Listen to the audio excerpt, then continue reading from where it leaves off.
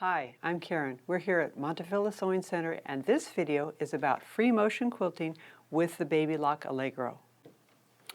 So the first thing you need is your free motion quilting foot.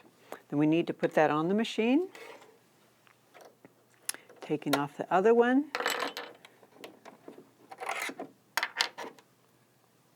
You need to lift up the presser foot a little bit more to get enough lift to put that on. And make sure that little bar is above the needle clamp bar.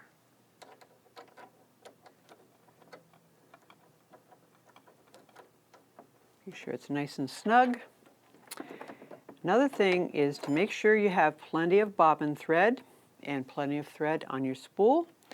And then we need to drop the feed dogs.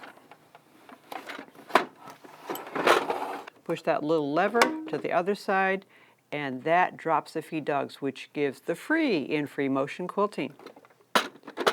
You can also get an additional extension table for this machine, which gives you a lot more area to put your quilting project on. Also, it's a good idea to have a quilting needle, especially meant for free motion quilting.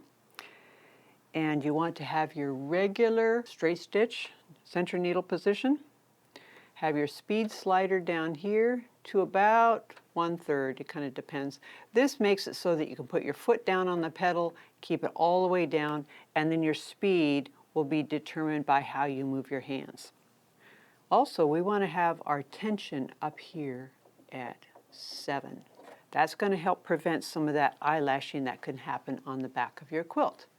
I also like to have my spool of thread sitting upright like this. It seems to give a little bit more consistent tension, especially with these cross-wound spools of thread. So, what you need to have is your quilt sandwich, backing, and your top, and some batting. And use this thinner batting like this. It's not meant for that really thick, lofty batting. That's more for hand quilting. So you want to start near the edge, or if you have a quilt block, you'd want to start right on a seam. That's a good place to start. Make sure you have your thread tails ready so you can take them to the back. And to get started, make sure your presser foot's down, of course. And what you're going to do is you're going to make nice, smooth swirls and curls, and don't worry if you make a mistake. It's all practice. Think of free motion quilting as you're learning how to draw or to write your name. It takes practice, it takes a little bit of warm-up.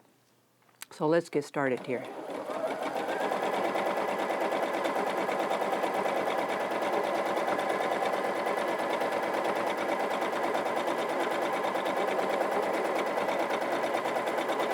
Now that's a good way to get started to make nice even loops. Try not to have any corners, but if you do want to have a corner, make sure it's on purpose. Here's an example of that.